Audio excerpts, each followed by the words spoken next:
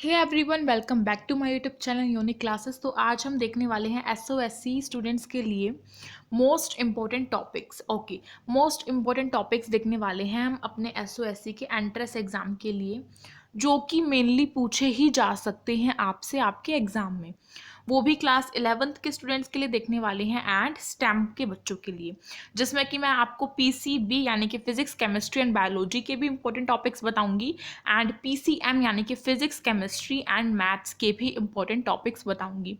तो दोनों ही डोमेन के जो बच्चे हैं यानी कि मेडिकल के भी और नॉन मेडिकल के भी, वो दोनों ही इस वीडियो को एंड तक देखिएगा ताकि आप सभी कुछ भी मिस ना करें। और इन सभी टॉपिक्स को अगर आप पढ़ के जाते हैं तो आपका 90% सिलेक्शन तो पक्का है। 90% सिलेक्शन आपका पक्का है अगर आप इन टॉपिक्स को पढ़कर जाते हैं बिल्कुल अच्छे से। वैसे तो हमें अपनी पूरी एनसीईआरटी जो है, एनसीईआरटी जो है, हमें अपनी पूरी अच्छे तरीके से पढ़ के जानी है। ठीक है, पूरी अच्छे तरीके से हमें पढ़ के जानी है एनसीईआरटी। लेकिन कुछ टॉपिक्स ऐसे होते हैं जो कि हमें बहुत अच्छे से पढ़ के जाने, यानी कि उन पे फोकस हमारा ज़्यादा होना चाहिए। बिकॉज आप सभी अभी जैसे कि 10th क्लास में हैं, जो बच्चे 11th में जाने वाले हैं वो भी 10th क्लास में, तो उनको अपने बोर्ड के एग्ज़ाम की प्रेपरेशन भी बहुत अच्छे से करनी पड़ेगी। इसीलिए उनके पास टाइमिंग भी कम है, क्योंकि टर्म 2 के एग्ज़ाम्स भी आ रहे हैं और आपका एंट्रेंस एग्ज़ाम भी आ रहा है एसओएससी का। तो सोच रहे हैं कि भाई फोकस कैसे करें, तो अपनी स्टडी पे इक्वल फोकस लेके चलना है। इसीलिए कुछ इंपॉर्टेंट टॉपिक्स के बारे में हमें पता होना चाहिए। तो सबसे पहले बात करेंगे आज हम साइंस के बारे में, फिर उसके बाद मैथ्स देखेंगे। तो सबसे पहले बात की जाए आपके केमिकल एंड रिएक्शन वाला जो चैप्टर है, केमिकल रिएक्शन एंड इक्वेशन वाला चैप्टर, यानी कि केमिस्ट्री की बात कर रहे हैं हम यहाँ पे। तो जो आपका केमिकल रिएक्शन एंड इक्वेशन है उसमें से बहुत सारे क्वेश्चंस आते हैं, मोस्टली बहुत सारे क्वेश्चंस आते हैं, जैसे कि डिस्प्लेसमेंट रिएक्शन से रिलेटेड आ जाएगा, या फिर आपका डिकम्पोजिशन रिएक्शन से रिलेटेड आ जाएगा, है ना। इन सभी ये जो आपके जितने भी केमिकल रिएक्शंस हैं उनसे रिलेटेड आपके क्वेश्चंस आ सकते हैं। कोई भी इक्वेशन आपसे पूछी जा सकती है, या कोई भी आपको एग्जांपल दे दिया जाए, यानी कि कोई भी केमिकल इक्वेशन दे दी जाए और पूछा जाए कि ये किसका एग्जाम्पल है, तो वो भी आपको केमिकल रिएक्शन का नाम पता होना चाहिए। तो इस चैप्टर को तो अपना स्टार मान के चलो। स्टार का मतलब है कि बिल्कुल अच्छे से करके जाना है।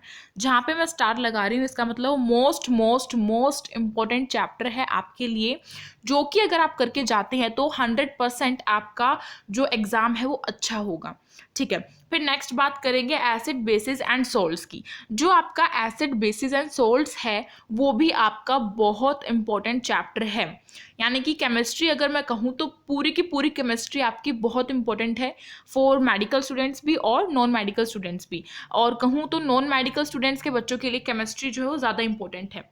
मेडिकल में फिर भी बायोलॉजी ज़्यादा आएगी, लेकिन केमिस्ट्री जो है वो नॉन मेडिकल के केस में और ज़्यादा उसके चांसेस हो जाते हैं। तो आपका जो एसिड बेसिस एंड सोल्ट्स है इसमें से भी बहुत आपके क्वेश्चंस आते हैं, जैसे कि कोई भी आपसे कोस्टिक सोडा का फॉर्मूला पूछ लेंगे, और आपका बेकिंग सोडा, बेकिंग पाउडर, ठीक है। तो जितने भी आपके फॉर्मूलाज हैं ये भी आपको अच्छे से याद होने चाहिए। बाय द वे, उसके बाद बात करें कार्बन एंड इट्स कंपाउंड, जो आपका चैप्टर है उसमें से आपके काफ़ी फॉर्मूले होते हैं, CH करके, CHN प्लस ऐसे करके फॉर्मूले होते हैं। तो वो वाले फॉर्मूले में ही आपके क्वेश्चंस आते हैं, और ये मैं पूरे एक्सपीरियंस के साथ वीडियो बना रही हूँ। ऐसा नहीं है कि मैं अपने आप से बोल रही हूँ। मैंने आपका SOE का एग्ज़ाम देखा है 2019 का। किसका? 2019 का आपका एग्ज़ाम देखा है मैंने। उसमें यही जो चैप्टर्स थे इनमें से ही आपके क्वेश्चंस निकल के आ रहे थे। तो ये जो आपके चैप्टर्स है ना केमिस्ट्री के, इनको अपना बिल्कुल स्टार मानो। ये करके गए तो पूरे अच्छे नंबर आएंगे। नेक्स्ट फिर बात की जाए आपके केमिस्ट्री में और चैप्टर्स की, तो आपका लास्ट चैप्टर केमिस्ट्री का होगा पीरियोडिक क्लासिफिकेशन ऑफ एलिमेंट। यानी कि एक चैप्टर आपका बचता है नॉन मेटल और मेटल, और उसमें से जो क्वेश्चंस है वो मेरे को कुछ खास नहीं दिखे। वहाँ पे कहूँ तो एक भी क्वेश्चन मैंने नहीं देखा उस पेपर में। हो सकता है एक दो क्वेश्चन आ जाए, इसीलिए पूरी एनसीईआरटी तो पढ़ के जानी है, लेकिन मेन फोकस अपना इन चैप्टर्स पे करना है।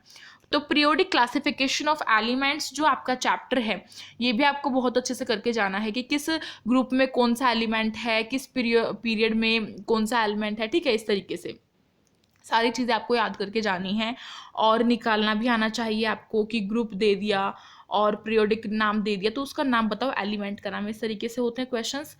उसके बाद फिर बात करें फिजिक्स की, तो फिजिक्स दोनों में ही इक्वल है, यानी कि नॉन मेडिकल में भी और मेडिकल में भी केमिस्ट्री फिजिक्स दोनों में ही है। तो जो दोनों के स्टूडेंट्स हैं यानी कि मेडिकल नॉन मेडिकल, वे दोनों ही देखें। देखिए आपका है लाइट रिफ्लेक्शन एंड रेयरफेक्शन।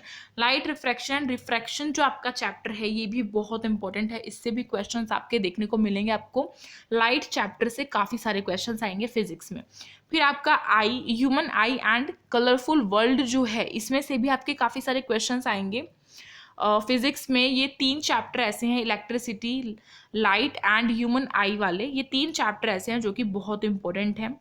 ठीक है, इनको करके ही जाना है, तीनों को ही करके जाना है, मतलब इस पे ज़्यादा फोकस होना चाहिए। उसके बाद फिर बात की जाए आपकी बायोलॉजी की, यानी कि मेडिकल स्टूडेंट्स के लिए, फॉर मेडिकल स्टूडेंट्स के लिए बात की जाए तो बायोलॉजी भी आपकी बहुत इंपॉर्टेंट होगी उन सभी स्टूडेंट्स के लिए जो मेडिकल लेना चाह रहे हैं और मेडिकल के लिए ही टेस्ट देंगे। लेकिन उसमें से भी कुछ चैप्टर्स इंपॉर्टेंट है। फॉर एग्जांपल आप, ऐसा नहीं है कि आप पूरी बुक नहीं करके जाएंगे या फिर पूरी बायोलॉजी जो है आपकी साइंस की 10th क्लास की वो आप नहीं करेंगे, आपको करनी है सारी की सारी, बट कुछ चैप्टर्स ऐसे हैं जिस पे आपको ज़्यादा फोकस करना है। फॉर एग्जांपल आपका आवर इन्वायरमेंट, ये चैप्टर तो बहुत इंपॉर्टेंट है, इससे बहुत सारे क्वेश्चंस आने वाले हैं आपके आवर इन्वायरमेंट वाले चैप्टर से। फिर आपका है हाउ डू ऑर्गेनिजम्स रिप्रोड्यूस, इससे भी काफ़ी क्वेश्चंस देखने को मिलेंगे। हेरिडिटी एंड एवोल्यूशन से भी काफ़ी क्वेश्चंस आपको देखने को मिलेंगे। ठीक है, ये 3 chapter our environment, how do organisms reproduce and heredity and revolution वाले से आपको ज़्यादा क्वेश्चंस देखने को मिलेंगे बायोलॉजी में।